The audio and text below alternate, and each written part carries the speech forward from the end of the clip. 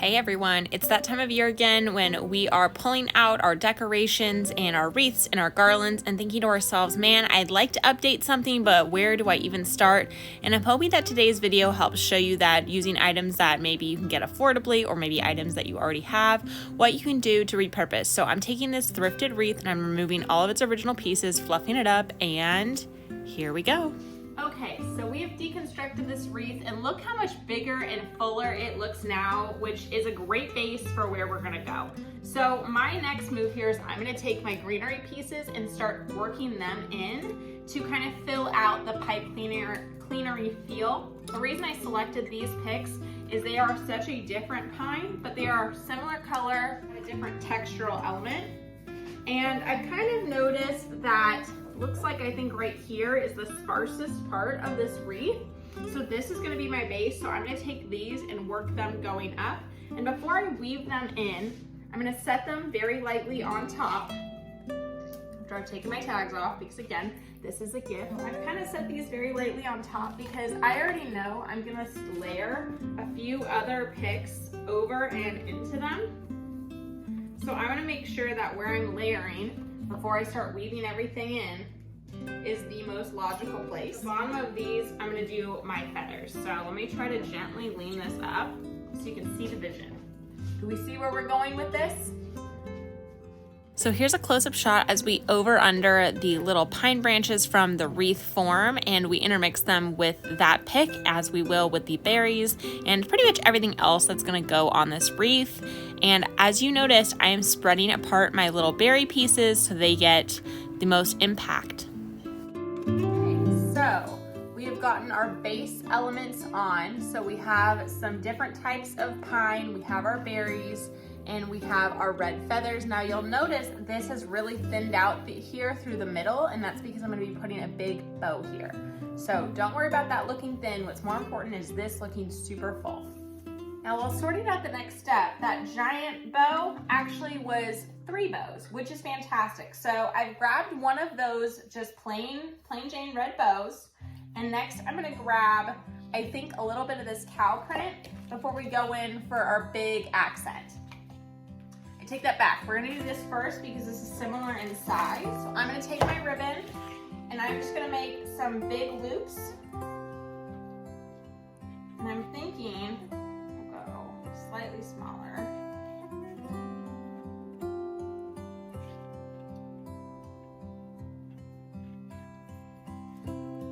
We're just gonna do one loop of the Santa and the tractor for behind our accent. So I'm going to twist tie this right into the center of that bow, and we're going to start building from there. Next, I'm going to grab a little bit of this cow print, just a little bit, have wire behind it, so I'm going to have to rely on it to support its weight a little bit more. Speaking of cows, let me know if you can hear mine. Another thing with this ribbon, because it's white on the other side, behind where I'm pinching, I am twisting this back so that we only get the fun cow print on the front. So this is what our center bow is looking like. I think I might even put a little ornament or a pine cone in the middle here, but we've got the little Santa and tractor, we've got a little bit of this cow print, but again, I think we still need more because this isn't quite big enough yet. So let's see what we can do. So I went ahead and deconstructed one of my Jingle Bell bows, and I took the taupe mesh and the green snowflake mesh, and I put that behind our bow to add a little bit of extra volume. And then I took our fun Santa and chicken ribbon and made some more tails, and then I took that cow print and just took it through the center instead of hot gluing something here. Now if you haven't seen these before, these little pine stems that are pipe cleaners are perfect for wreath making. So I'm going to take our bow, I'm going to put it in the center of this wreath, I'm going to twist it in, and I'm going to fluff these branches up and around it.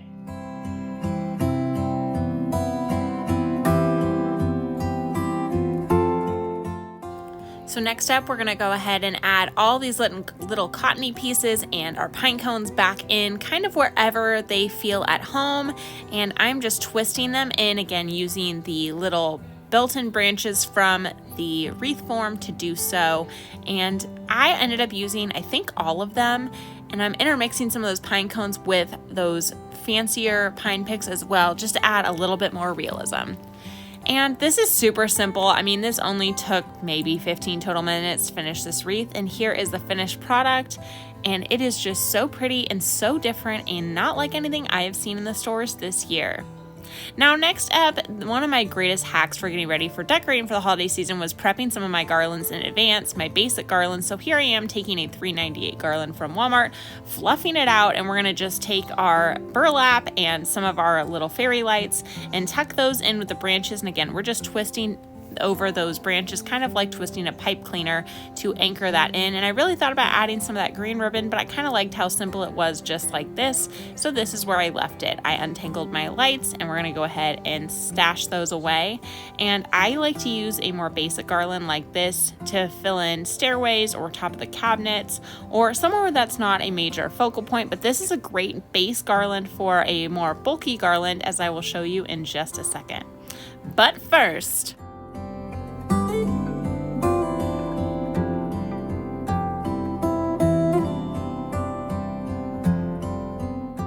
we've seen the base garland on the staircase, I'm going to show you what it's like when we take some ornaments and some picks and twist those in. Again, just using the little pipe cleaner arm branches to hold them, or even pipe cleaners or floral wire if you should like to.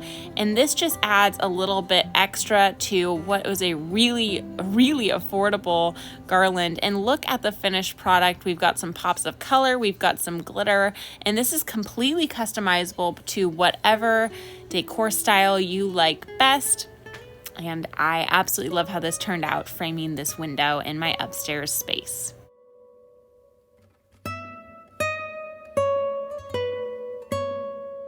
My greatest holiday hacks is using the same wreath form over and over. So I'm taking out my fall picks here, my fall bows. I'll stash them away for later. I'm gonna add these 98-cent Walmart picks into my wreath form. Okay, so the combination I'm deciding to do is I have one of these lighter kind of frosted pieces behind the Walmart greenery pick, and then I've layered my Joann's little rustic pick on top of that.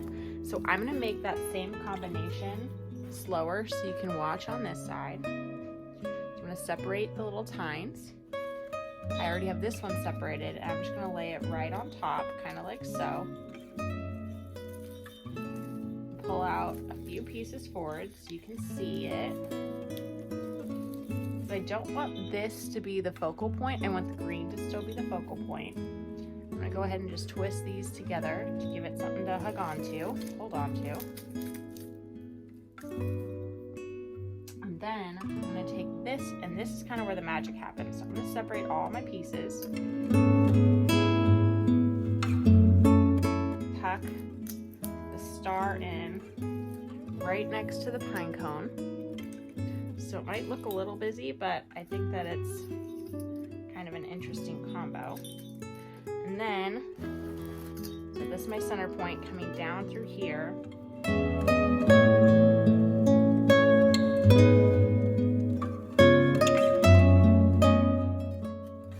Nice and tucked in. It's nice and secure. And I'm going to move this side up a little bit too.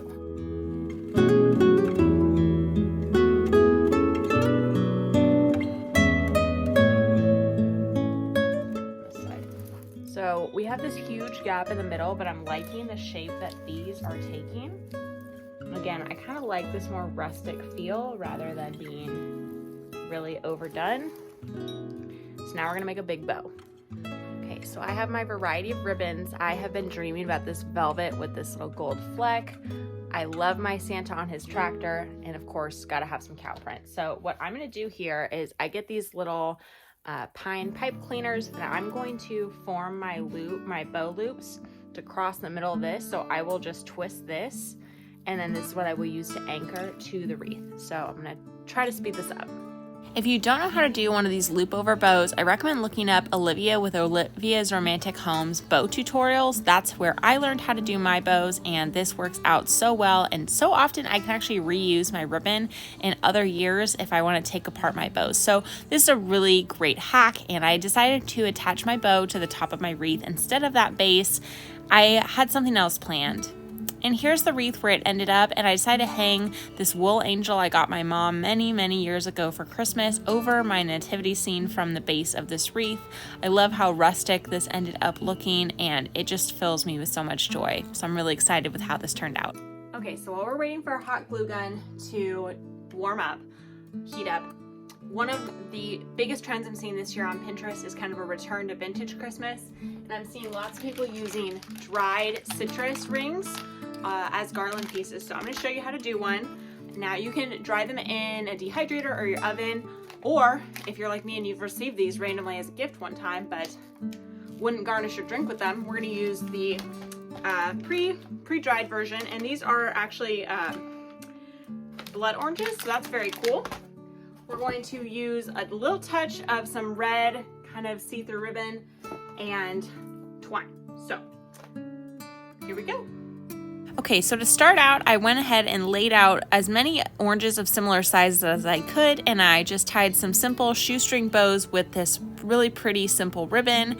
And I made 3. I only ended up using 2, and I ended up cutting off a whole section of this garland because it didn't need to be that long. Now I'm going to tie an anchor knot, and then I'm going to glue kind of across from each other 2 little glue dots and just lay our twine on top of that and let it dry. And this is actually a lot more secure than you would think, but it's so easy and so simple. Anyone could do it. And we're gonna go ahead and just hang this from my curtain rod, and I will end up tightening this up so it doesn't hang down quite as low. Again, I really misjudged this space's dimension, but oh well. So I'm going to take my little tiny one, tuck it up to kind of hold it, fluff those bows out, and as you can see, the loops are kind of lower than I wanted, so I just twisted them around to tie them up. And this reminds me so much of Little Women. I've never made one of these types of garlands before, and I'm so glad I did this year because it is so stinking cute and I absolutely adore it.